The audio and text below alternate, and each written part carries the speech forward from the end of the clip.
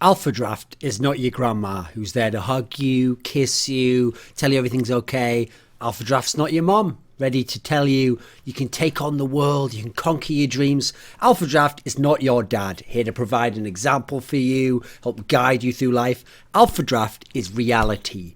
Cold, hard, uncaring reality where stats and the what tangible manifestation of objects within the known universe is all that matters. But at the same time, Alpha Draft is about fantasy. And in the fantasy realm, you can pick the players you want to play in the team that you want on specific tournament days. Could be Face It Online League, ESL, ESEA Online League. Could be lands like DreamHack Winter. Could be upcoming ESL Pro League tournaments. You pick the team you want. You pick the players you want. You can put people like Kenny S along with someone like Crims, along with someone like, I don't know, Adren, if you're a fucking sadist, I guess.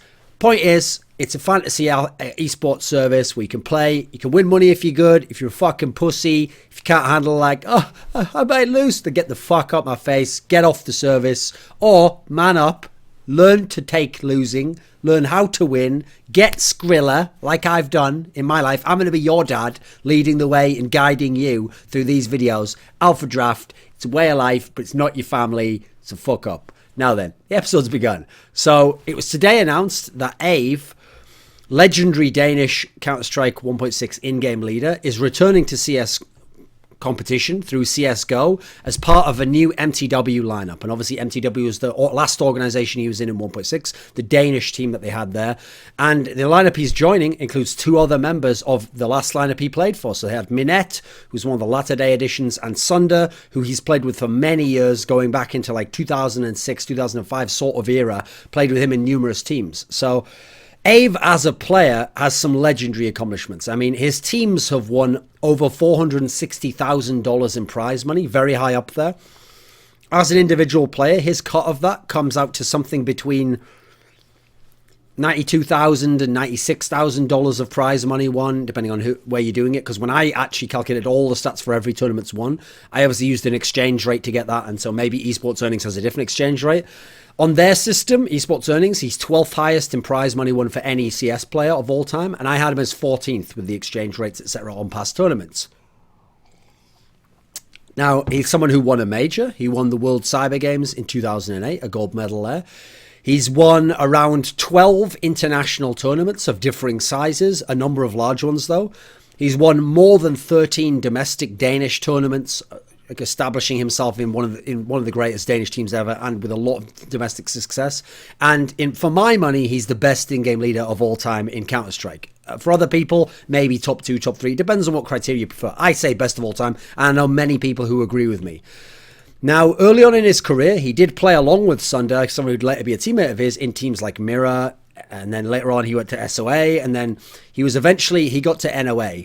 And he joined NOA in August of 2006, replacing a player called Fagan. I'm not sure how you're supposed to say his name there, Fagan maybe, I'm not sure. They had a lineup that was basically the same as they would have the next year in 2007, but they had a player called Paddy at the time, whereas that would later be replaced with Sunder. And they were just a top 4 team for 2006. They missed out on a WCG gold medal by finishing 4th. They were just around the 4th, 5th level, and they could win smaller lands that were less meaningful. 2007, they start to get things going, start placing some third places. Then they get Sunday into the lineup, replacing Paddy, and they become a contender, but they never win. They finish second in 2 of the majors, ESWC and WCG. Sunder, though, was playing very well. Going into 2008, they get a real legend into the team, Wimp, who was the greatest Danish player of all time at that point in time. They get him into the team. It transforms everything. The roles get swapped around. After a bad first event where they bomb out, they start winning a bunch of tournaments. Over the year, they finish top 8, top 4, something crazy like 7 or 8 times. They win 4 big international tournaments. They win some smaller international lands as well. They now are the best team in the world in one of the most competitive years ever. 2009, they win the first big event of the year, so they continue their streak, but then they drop off. They're having 3rd places, some 5th to 8th, some 4th places. It's going all over the place here. They're clearly not the top team anymore. Fnatic's overtaken them as the dominant team. Towards the end of the year, they make a roster move. They get Trace, they get Minette into the lineup. They become top 3 again. 2010, they become 2nd or 3rd. They're battling with Na'Vi for the best spot, but they're always losing to Na'Vi because Na'Vi was their kryptonite. End of 2010, they got Arcadian in from the 2nd best Danish team to be the in-game leader, and Ave just took a secondary in-game leading role and became just more of a player. They were equally as good as they were in 2010, except maybe more about like third level now, because other teams are having times when they take over, like from the summer. It was SK who took over actually from Na'Vi. And towards the latter third of the year, they disbanded actually entirely, and Ave just retired, and we never saw anything more of him in CSGO or 1.6. Now, the key thing about Ave is you have to talk about him as an in-game leader first and foremost, because that was the primary impact he had on the game. He didn't do it in terms of fragging. Now, as an in-game leader, I always broke down in-game leaders into the full. I had a model which assigned them into the following 4 overall categories. So I had the playbook, and that's the strategies that you come up with in practice, and you plan out, and you decide that these are going to be set tactics that I can go into a game with. So another way to describe that would be the talent of what you're going to call at the beginning of a round, as in a fresh game, because that's what you've built up before and that's what you're going to use.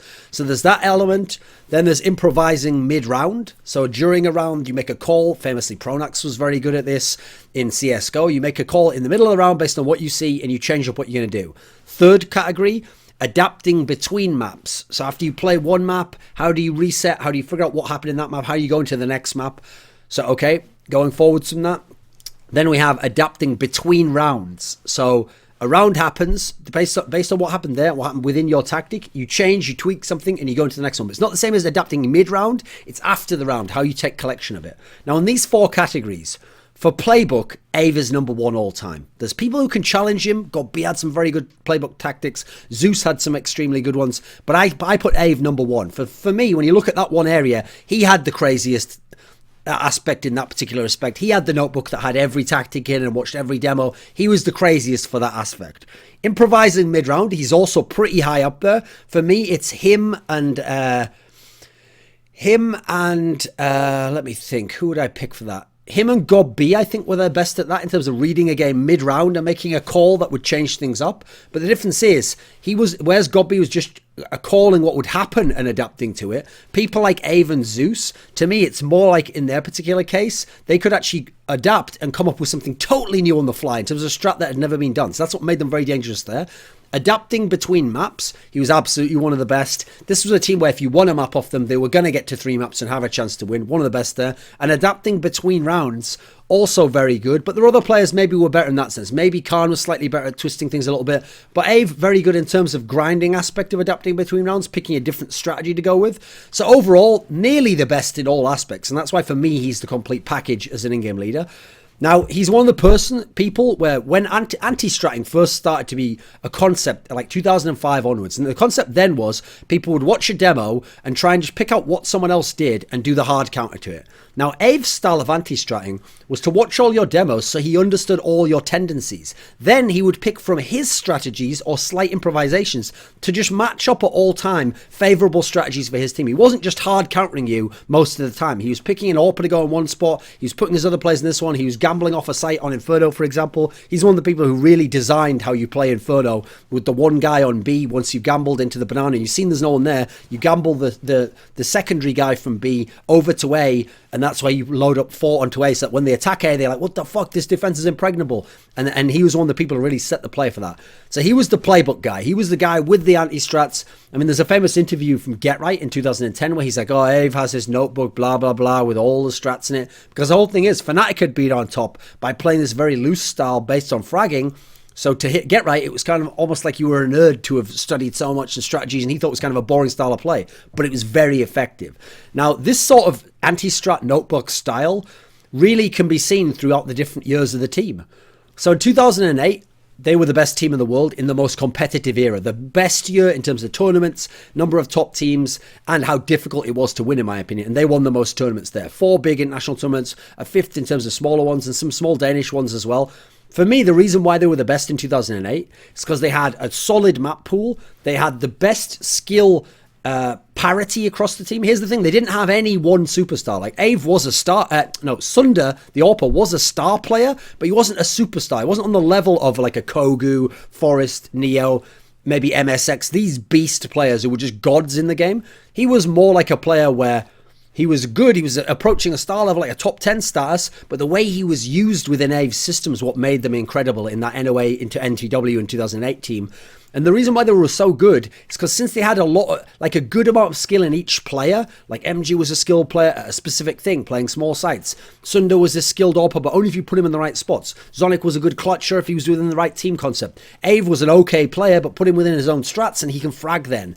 Wimp was a fantastic skilled player previous in his career, now was adapting more to be a team player and fill in the holes. Because he had all these tools, and in theory every role to play with in 2008, add in amazing strats and how he revolutionized how we played maps like Train, like Inferno, and as a result mTw was the best team, and maybe in terms of tactics the best tactical team and most effective tactical team of all time. I could believe that. I think it's probably the case.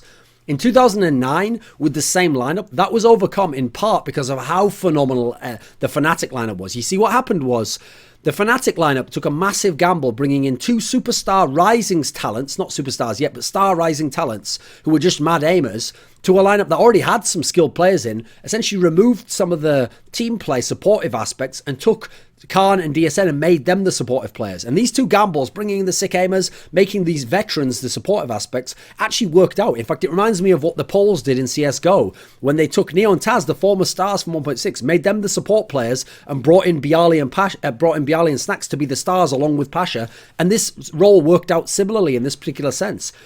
So part of the reason why Fnatic was the hard counter to mTw, which was ironic because mTw had been the hard counter to the old Fnatic, was because when mTw would set up for the strategies, or they'd be attempting to read the round and see what to do next, Fnatic was so aggressive. People like Forrest, people like Gux would just push up in your face, even on CT side, and fuck you up. And on T side, they would run in without a flash. Like, everyone was waiting for the flash to come over. Everyone was waiting for a smoke to come over, as people did in 2008, a very tactical year. Mouse Sports, mTw, Fnatic, SK, these were teams that emphasized heavy tactics. Instead of that, the guys from Fnatic on T side, they'd wait for you'd be waiting to flash them, counter flash, and they'd just run in without a flash and just bang your head off because it would be Get Right, Gux and Forrest running in and wrecking you. So this style really hard countered it, and the team fell off. Now, towards the end of the year, the other reason why they fell off, and they couldn't be number 2, by the way, was SK followed a similar pattern. They'd got Zet, they'd got Temple, they'd gone to a more skilled lineup in general anyway. They'd always been one of the more skilled lineups, but then they followed Fnatic's counter towards the end of the year, and they went with Face and Crystal, and then eventually later on they'd get even better players. But this was the lineup they basically went with, and that made them even more skilled, and that was even more difficult. So mTw was a team that had to follow suit. They got in Minette, they got in Trace, young skilled players, and they had to adapt their style to be a little bit more based around skill, not as even and not as like so many chess pieces that you can move around. A few pieces that were clearly key pieces. So going into 2010, and one of the other things I forgot to mention actually was one of the things that was key about this style of play from the anti-stratting and this improvisation from mTw is that they were the best team of all time at shutting Forrest down. When Forrest played against the Poles, he would have good games. When he played against SK and top Swedish teams, he would destroy them. He's known as the SK killer, and he was one of the best players of all time. But when he played mTw, they had a way of shutting Forrest down. And it wasn't until he got Get Right and he got Gux even more firepower, an insane arsenal, that he was having mad success. And so as a result, whenever I talked to mTw players, even years after the fact, they would always tell me, I always thought Neo was the better player. And that's because Neo was one of the players you couldn't shut down. He did whatever he wanted, and he would have success against mTw. Whereas they shut Forrest down, so to them, yeah, he's a fantastic player, definitely a superstar, but they saw ways you could deal with him, whereas they didn't know how you could deal with Neo. And a lot of that came down to Ave and how he read the game. So then you go into 2010, this year, Trace emerges as the superstar, and Sun's kind of the sidekick at this point, and that style didn't work in 2009 anyway. That moving Sunder around to be this pick-off AWPer got figured out eventually, and people were waiting for him, and people were forcing him into bad situations. And other teams got better AWPers, so it matched it in that sense.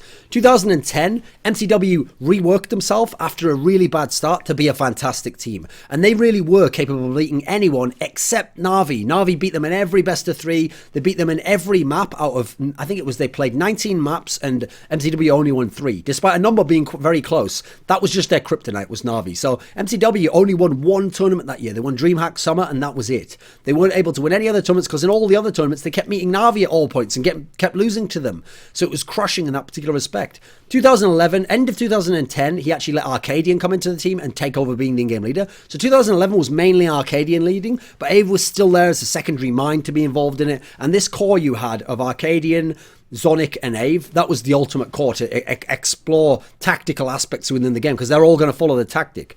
Now, Ave's style of being an in-game leader was this grinding style. And as a result, because he could adapt mid-round, because he had the best playbook, because he'd studied the opponent's tendencies, because he could adapt between maps in terms of what's going on, and he had the team to do it with, it was so hard to beat an Ave MTW team by a big margin. Like, even if you'd beat them, this is how you know Na'Vi were their kryptonite, because Na'Vi really could just spank them like 16-5 at times.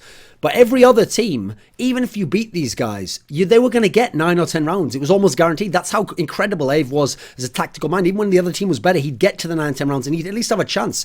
And if you did beat them, you wouldn't go on streaks of 7 rounds in a row. You'd get 2 rounds, he'd grind a round back. You'd get 3 rounds, he'd grind 2 rounds back. They'd always be in the game, and they were some of the best at working with low econ, low buys, and working their way back into a game. But not doing gamble buys like you see in CSGO. Intelligent ones that made sense at what time to do it, and then when to double save and use proper economical management, along with Fnatic, one of the best economical management teams of all time.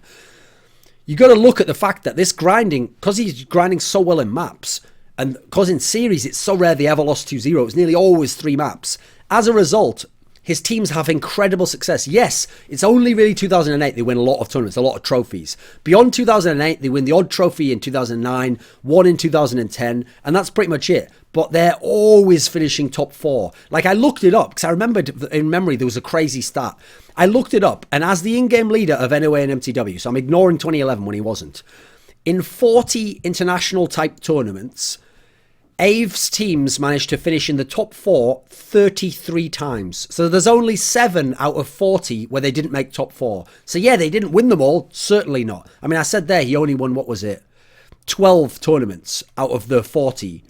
But to finish top 4 in 33 is unreal. And he had streaks at times, like 7, 8, 9 tournaments in a row, all top 4s, finishing second, finishing third, always top 4. That's because they were so hard to put away. They were always prepared. They always knew how to read the game. And if something went wrong in the game, they could adapt to it. Like even Na'Vi. Na'Vi was wrecking them really hard early on. Then in the middle, they started to get things together. They'd win a map against Na'Vi. They'd make games close against Na'Vi. They'd take games in overtime against Na'Vi. So you can see, even if he didn't always win, still he would have a crazy impact on the game. And his teams would always be very, very good.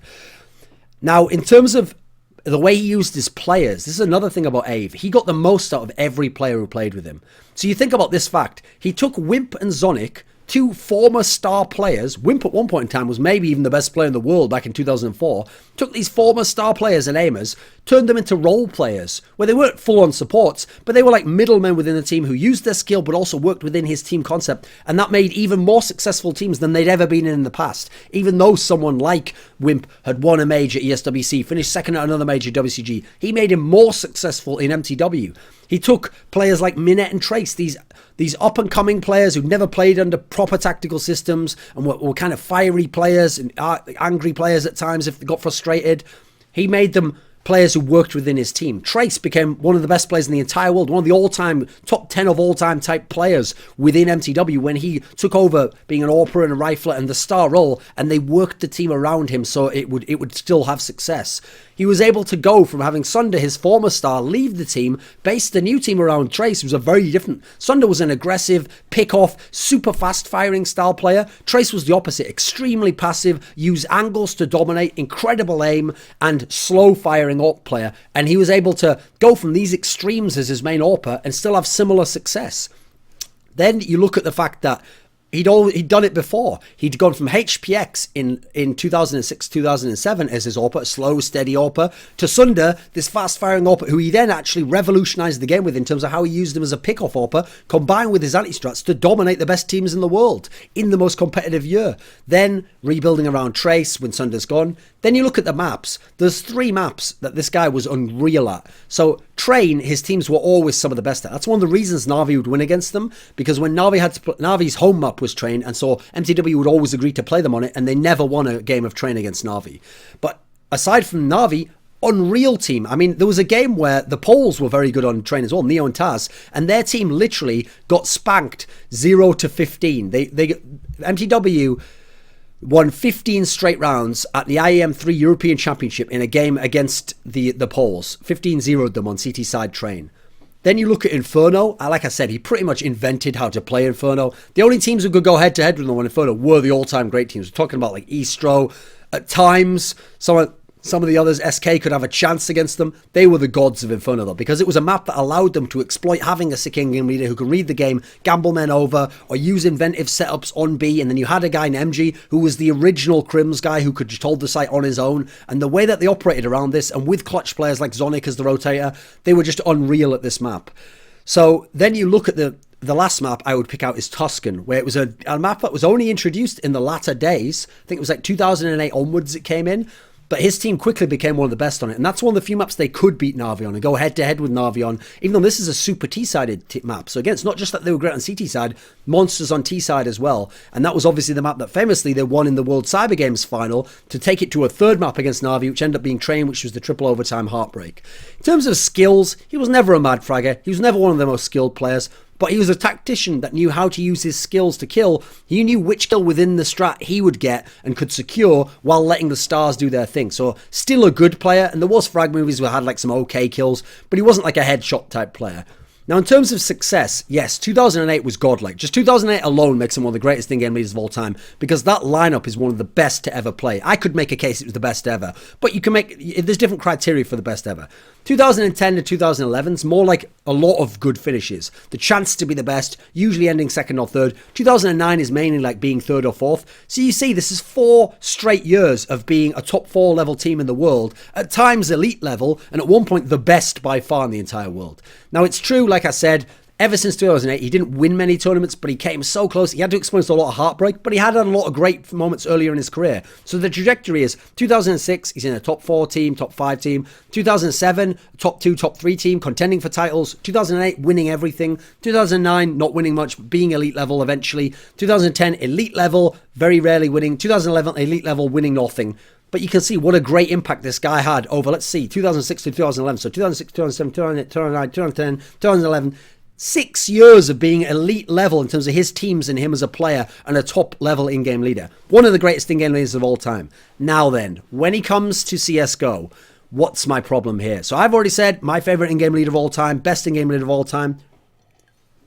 Problem is, either he's going to revolutionize CSGO or he's going to have to drastically change his style of in-game leading. The reason I say those two things is because he would revolutionize CSGO if he could bring back his style of in-game leading. Even the existence style, it was on par with it in terms of how extreme in terms of executes and trying to read the opponent it was. But I think mTw's went even further because in CSGO, you could use more supportive players and it was more about position over raw skill in the aim duel. So as a result, his teams were phenomenal at this extreme execution style of play and using small aspects of the game. In terms of in CSGO, you need a lot more fragging, and it's a lot more about aim duels and then trade frags, and waiting a long time for smokes to clear. So it's not the same flash usage as it was in 1.6, where you had to get the 2 flashes onto a guy to fully flash him, basically. So as a result, we've seen in CSGO that doesn't tend to work. It's worked a bit for Existence in the latter days because he had lesser players and it was his only option. It worked a lot in the first year and a half, but people have figured it out and now it is the super skilled lineups that tend to have the most success in the game. And a team like G2 doesn't even have such good strats, and they've actually been very good at the last couple of tournaments. So he'd have to either revolutionize the game to make this old style work, and this is something I was talking to Carrigan about actually from from TSM, and he kind of agreed, like, this probably wouldn't work, and for the reasons why. You can't anti-strat people as hard within the game because they tend to do more random things anyway and don't follow such a pattern, so knowing the tendencies doesn't always work to the same degree you could exploit it in 1.6. But more so than that, if he uses the old style, it'll probably fail. And at the moment, he doesn't have any star players because he's got really old players from 1.6 who haven't shown themselves in CSGO yet. So there'll be no fragging initially. Then he'll either fail that way or revolutionize the game, or the other option is he adapts to the modern style. And the problem with doing that is he's going to need more skilled players. Now maybe if he becomes really good, he can get them from a Dignitas, from a TSM, from an SK. Maybe it can happen one day, but at the moment it's hard to see it happening. So I have to say, initially I don't expect much from him for the first year, maybe year and a half. Now he is a brilliant tactical mind, so I'd love to see what he can come up with, if he can come up with some new things. If he cannot necessarily revolutionize the game with the old style, maybe he can revolutionize a hybrid style that works to some degree in this game and figure out new ways to use Molotovs and smokes That's what's exciting. And obviously, he is an all-time great player, so I want to see him come back and have some chance to at least play the game. But if he only comes back for money, and they only come back as a PR stunt for a while, it'll be a little underwhelming. So I'm kind of setting people up there not to get your hopes too high until we've seen something, even if the past was very cool. Now then, thanks to my boys at Alpha Draft.